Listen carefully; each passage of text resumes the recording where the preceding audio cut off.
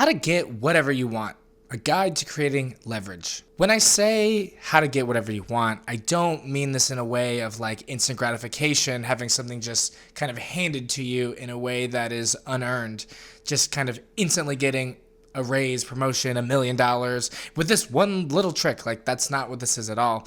This video is about the way that you are able to negotiate different things in your life in order to create your desired outcome. And that tool, it is my favorite word in the dictionary. It is called leverage. Leverage. All right, kids, gather around. Let me tell you about leverage. Leverage is the value that you can bring that nobody else can replace. Leverage is when someone else cannot afford to lose you. Leverage is what you have when it is more convenient for someone to give you what you want than it is for them to replace you with somebody else. When you have leverage, it makes getting what you want the easy choice for someone who has what you want. You know, it skyrockets your chances of bringing what it is that you want into reality. And leverage exists in multiple different ways. There's financial leverage, there is knowledge leverage, and there's reputation leverage. And these are the three different types I'm going to break down here. The first, financial leverage, is, you make money, you have money, you save money. If you have a job, but you have $1 million in the bank, you have financial leverage in the sense that maybe you don't need this job. I can replace my own income with money I have saved. That is financial leverage. Knowledge leverage. So I have knowledge over something and only I have knowledge over this thing. Only I know the way that this certain thing works or how this certain thing operates. I am the oil to the machine that makes it all run. And then you have reputation leverage, which is personally my favorite type of leverage. And I do think this is the most important type of leverage. It is where people trust you to be able to accomplish something, and you've proven that you can do it. So you've been able to prove that you're effective at doing a certain thing. You have physical, concrete proof of your ability to be successful at something. That, to me, is the most important leverage at all. We're going to get into all these a little bit further, but I want you to kind of think about things as if you're like a lawyer and you're building a case as why you should have whatever it is what you want. Again, this example could be a raise at your job. It could be a promotion. It could be anything. I think the easiest example is like negotiating a raise or a promotion at your job. So that's the example we're going to run with throughout most of this video. You want to think like you are a lawyer who's building a case. And the case that you want to build is that not only, obviously, it's going to be in your best interest to get a raise and promotion because you're going to make more money. That part is, obviously understood. But what I mean when I say think like a lawyer is the case you want to be presenting is why this is actually in the best interest of everybody else. And you don't want to make it about you at all. I actually think that is the wrong way to go about this. If you go in and ask for a raise and you say, well, I do this and I come in early and I work so hard, I think you're missing the entire point. I don't think that is going to give you the advantageous, that's not going to be the path that is going to be most likely to give you the desired outcome. The case you need to be building is why your promotion and your raise is actually better for the entire company, better for the business, better for the operations of your business that you are working in. So you actually need to be proving why it's in everyone's best interest that you are promoted or you are given this raise or you get whatever it is that you want in this particular example. And I think a good place to start with this is trying to identify all the leverage that you already have and keep a documented note of all of it. And it's likely that you have more leverage than you really think that you do. In order to do this, you really need to sit and think like, what would break down, not function, or even just slow down without me? Like, I am the cog in a machine, but if you remove me, what breaks? What are the things that people are constantly asking me for? What are the things that I can do that no one else can do? What are the things that I am better at than anyone else in this particular environment that I'm in? Like I said, I'm mainly referring to like a workplace environment, but this could apply to anything. This could be social. This can be professional. You can interpret this however you want. As I mentioned a little bit earlier, a lot of people ask for raises out of a place of, hope and maybe a little bit of a disparity in a way. And like I said, I think this is a huge mistake. I remember at one of my previous jobs, there was a girl who went to our HR team, and she was basically saying kind of the things I was mentioning earlier, like things are just so expensive, and I work so hard, and I'm working really, really hard, and I didn't even have to ask what HR's response is. I knew that it was a hell no. So when you have real leverage, you can kind of shift the argument here from please pick me, please help me, please give me this, like you're presenting yourself as a charity case when you do this. This is not how you want to go about this negotiation. The argument should be, here's what I've built, here's what I'm capable of building, but here's what I need in order to make this happen. Once you're able to identify what these things are that give you this leverage, it is imperative that you double down on them and make sure that everyone around you is aware of these things that you do that no one else can do. And you don't have to do this by gloating and throwing this in people's face.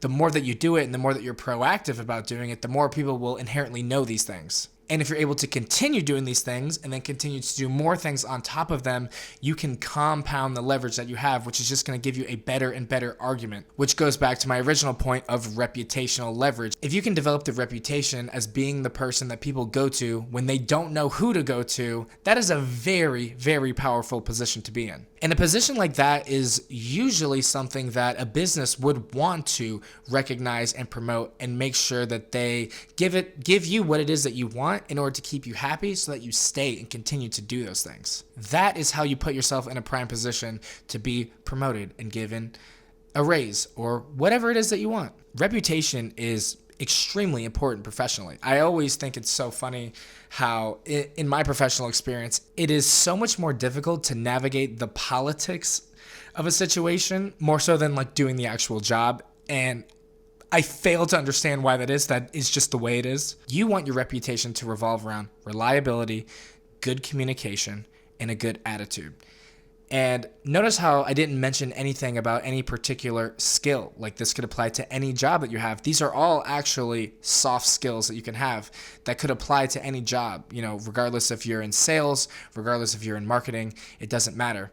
These skills are applicable to any job. If you feel like you're in a position where you don't have any current leverage, that's okay. But you need to understand that you are going to have to build it. It is not something that is usually just handed to you. So the question you need to be asking yourself is, how do I become irreplaceable?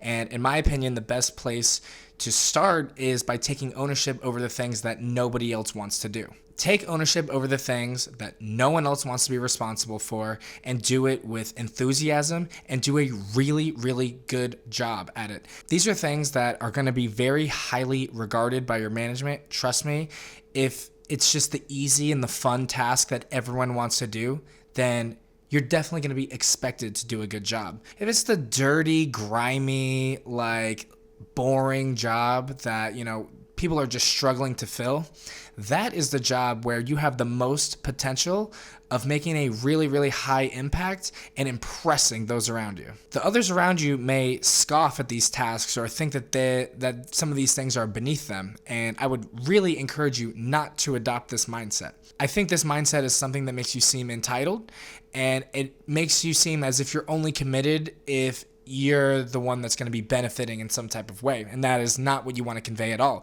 You want to convey yourself as a team player that's willing to pick up the slack, that's willing to work hard, it's willing to do the things that no one else want to do. This is how you create that, like I said, reputational leverage as the person that can be reliable for anything. If you can do a good job on the job that no one wants to do, then it's going to be obvious that you're going to do a good job when you're given something that everyone wants to do. And I find that over time, if you're able to do this successfully, this is how you end up with the desirable tasks. And while all this is going on, I would say that it is very important to track and document every single thing that you do when you're trying to build this type of case for yourself. Metrics and outcomes are concrete data that cannot be denied. And those are the talking points that you want in your corner when you're going to make a negotiation on behalf of yourself. If you work in a job that maybe is creative and is not a numbers-driven job, I think it's very easy to come up with numbers if you're in a position like sales, where you can track revenue, you can track overall sales, whatever, all those metrics.